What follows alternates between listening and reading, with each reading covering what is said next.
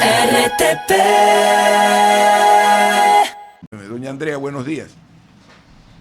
Buenos días, qué gusto. El, Astrid, don Ramón, Jorge, César. Qué gusto poder conversar con ustedes hoy. Espero que el- estén empezando bien la semana. el gusto es nuestro tenerla también como invitada de principio de semana. Adelante, Astrid. Doctora, ¿cómo está? Gracias por acompañarnos. Empezar tal vez con una de las noticias regionales más coyunturales que tuvo este fin de semana y es pues el derrocamiento o también la destitución de Dina Boluarte. Ahora en Perú está el señor Gerí, un nuevo presidente. Es, si no me estoy equivocando, es el octavo en 10 años y es impresionante, casi un presidente por año lo que ha enfrentado Perú, pero este presidente tiene aún más retos.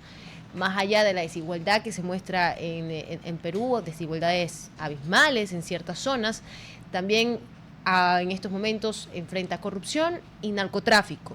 ¿Cómo se pinta, además de lo que ocurre al interior de Perú, cómo se pinta también la región ahora con este cambio de un abogado de derecha en ese país? Bueno, creo que es importante también entender la coyuntura de Perú. Perú está por tener elecciones igualmente el próximo año. Justamente estábamos conversando el día de ayer con colegas peruanos sobre la situación política de Perú y también cómo esto, el impacto que puede tener a nivel regional, sobre todo en los problemas que son transnacionales y el que más le compete a Ecuador, el tema del contrabando en la frontera sur, el tema de narcotráfico. Perú definitivamente tiene un sistema político inestable, sin embargo, creo que al final del día eso afecta, digamos, cuando no se tiene un sistema o instituciones fuertes que permitan otros aspectos necesarios para sostener un país, como el tema económico. La política económica de Perú está separada de los temas coyunturales a nivel político, lo que de cierta manera genera estabilidad en el país en el lado económico. Perú tendrá elecciones del próximo año. El 28 de julio del 2026 tendrán un nuevo presidente, tienen una primera vuelta en abril y luego el próximo año, en junio, tienen la segunda vuelta. Entonces, digamos que el tiempo que va a tener para gobernar el nuevo presidente es bastante corto y será una etapa de transición. Y se vienen unas elecciones con candidatos fuertes. Keiko Fujimori es una candidata fuerte, tiene una estructura, tiene una militancia. Entonces, la situación política de Perú, más allá de decir qué va a pasar con este nuevo presidente, es entender qué va a pasar en este periodo de transición hasta la primera vuelta el próximo año y hasta julio que van a tener un nuevo presidente. Así que más allá de ver, analizar la situación o la influencia de Perú en la región a nivel político, creo que es más importante entender el rol que va a tener este gobierno, que va a ser un periodo de transición hasta las nuevas elecciones del próximo año. Le consultaba ambas posiciones porque Dina Boluarte se pintó de la misma forma y al final del día terminó negando elecciones y quedándose 2 años, un año y medio más. Entonces, por eso planteaba estas dos posiciones, ¿no? Porque cuidado si llega a ser un gobierno de transición a quedarse un gobierno tal vez hasta dictatorial, autoritario o cualquiera de esas figuras. Sí, efectivamente. Creo que también tiene que mucho que ver ahí el sistema de partidos, cómo se organizan las distintas organizaciones políticas y nuevamente analizando coyuntura con colegas peruanos se visibiliza un panorama de elecciones del próximo año. Hay ese consenso a nivel del sistema de partidos, de las organizaciones políticas y sobre todo hay mucha expectativa de distintos sectores, no solamente de los partidos políticos, sino también de los sectores económicos, de los sectores sociales, de cara al 2026 y lo que eso significará. Definitivamente el sistema peruano ha permitido, o más bien ha promovido situaciones de inestabilidad política, pero los partidos han contribuido a eso también. Las fuerzas dentro del Congreso, las fuerzas igual a nivel local, han hecho que se vaya encendiendo más esta llama de la inestabilidad política. Sin embargo, parecería ser que ya de cara al 2026 sí hay una intención de las distintas facciones políticas para que existan elecciones y de esta manera que Perú finalmente pueda tener un gobierno que cumpla el periodo que le corresponde por ley.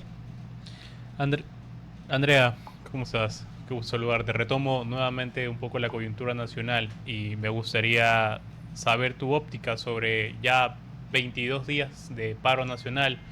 ¿Cómo ves que han transcurrido todo este periodo? ¿Crees que exista un punto de finalización ya en el corto plazo, sobre todo tomando en cuenta que fuiste servidora pública en un gobierno que también vivió algo bastante similar en su momento. ¿Cuál es tu óptica en general sobre este tema y sobre todo saber si en la ciudad donde resides, que es en Ambato, ha tenido ciertas afectaciones al respecto? Bueno, definitivamente a nivel nacional hay un sentimiento de que tal vez está el paro en Imbabura, está concentrado. Sin embargo, las implicaciones que eso tiene a nivel de Sierra Centro o de la Sierra, me atrevería a decir en general, son mucho mayores que tal vez los que se pueden sentir en la costa o en la Amazonía, pero definitivamente existen y se sienten. Yo les quiero comentar que solo el primer día del paro, cuando había estas intenciones, cuando la CONAIE sacó un comunicado diciendo que las ciudades se abastezcan porque van a cerrar carreteras, el mercado mayorista de Ambato, que es uno de los mercados más importantes del Ecuador, tuvo pérdidas de $2 millones solamente por ese comunicado de la CONAIE. ¿Por qué? Porque los transportistas, con ese susto, con ese miedo, no llegaron hasta Ambato para llevarse los productos a las distintas partes del país y los productores perdieron. Entonces estiman unas pérdidas de $2 millones solamente por ese comunicado de la CONAIE. Luego, durante estas semanas, el mercado mayorista ha visto, o más bien ha reducido igual la afluencia de los transportistas. Y adicionalmente a eso ha habido una especulación realmente que ha afectado los costos de los pequeños productores. Antes pagaban más o menos 70 centavos del costo del transporte por cierta cantidad de producto, ahora pagan hasta $1 y $2 por la especulación. Entonces es un todo que no permite concentrar en la producción, en el comercio local, que permita trabajar a nivel de los productores. ¿Por qué? Porque las autoridades están enfocadas en ver que no se extiendan las paralizaciones. En el caso de Tungurahua no han existido paralizaciones, no se han cerrado vías. Hubo una marcha hace 2 semanas en la ciudad de Ambato, que vinieron distintas comunidades indígenas y campesinas de distintos sectores de la provincia de manera pacífica. Tuvieron una manifestación, una protesta, no hubo negocios cerrados, no hubo violencia, no hubo desmanes. Sin embargo, se siente a nivel de los productores el impacto que ha tenido el paro. Entonces, yo no sé cuál es la estrategia del gobierno para contener o concentrar el paro en Imbabura, pero la estrategia no está funcionando. Tal vez no se ven desmanes en el resto del país, pero hay una afectación millonaria y sobre todo a los pequeños productores.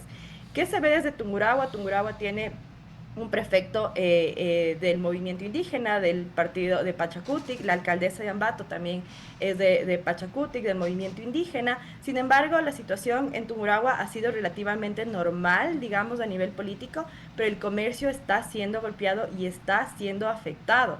Se estima en este feriado, ustedes comentaban sobre Baños tuvo una recuperación, pero durante los fines de semana anteriores ha habido una caída de hasta el 40% en la ocupación hotelera. Entonces, eso significa que el impacto va más allá de ver que no hay desmanes, que no hay cierre de vías. Hay un impacto a nivel de las provincias y sobre todo los que más lo están sintiendo son los pequeños productores, porque los productos se están desperdiciando, lo que va al norte. Lo que sale por la frontera norte, los productos se están vendiendo, la fresa, la mora, se está perdiendo la producción porque no hay a quien vender, o se están vendiendo a precios que son irrisorios, que no representan lo que les cuesta a los productores. Pero eso mismo va por el lado de que están impidiendo que lleguen a los mercados, o sea, va por esta misma paralización de carreteras. Justamente las paralizaciones en la frontera, en las provincias de la frontera norte tienen un impacto a nivel nacional. Por eso yo mencionaba, es importante ver más allá. O sea, no solamente significa cierre de vías en alguna provincia que hay un impacto del paro, no. Tenemos ahorita un impacto en la producción de Tungurahua, como hay un impacto en la producción de otras provincias del país. Lastimosamente no se ve una salida.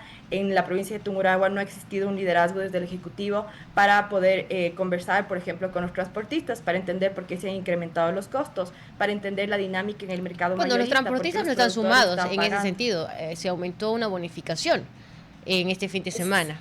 Sí, pero a pesar de eso existe especulación con el tema de los costos de los fletes. Okay. Entonces eso tiene un impacto directo en los costos de salida del mercado mayorista e incluso de los pequeños productores. Así que, nuevamente, más allá de que en otras provincias no haya temas de inseguridad, no haya cierre de vías, no significa que no hay un impacto del paro a nivel nacional y de la situación de la subida del diésel. Deberían existir controles, una mesa liderada desde el Ejecutivo para entender por qué, a pesar de que existen compensaciones, los costos de los fletes están incrementando hasta un 150%. Entonces, como no se ve caos, entonces no regresamos a ver a las otras provincias cuando existe un impacto, primero, por la subida del diésel y segundo, por las paralizaciones en las provincias de la frontera norte. Así que yo considero que se está perdiendo la óptica nacional del impacto del subsidio, de la eliminación del subsidio diésel y adicionalmente de cómo está impactando lo que ocurre en la frontera, en las provincias de la frontera norte, en Imbabura específicamente. Esto es una falta de liderazgo a nivel local, pero hay que decirlo, las provincias están siendo afectadas por las paralizaciones y sobre todo, a pesar de las compensaciones, están incrementando los costos de flete que están haciendo que los productores asuman esos costos porque ellos los están asumiendo y hay afectaciones económicas a la producción local. Estimada Andrea, le agradecemos muchísimo por habernos acompañado en la mañana en RTP 8:25 de la mañana. Muchísimas gracias, siempre a las órdenes, que tengan un buen día y una buena semana. Gracias.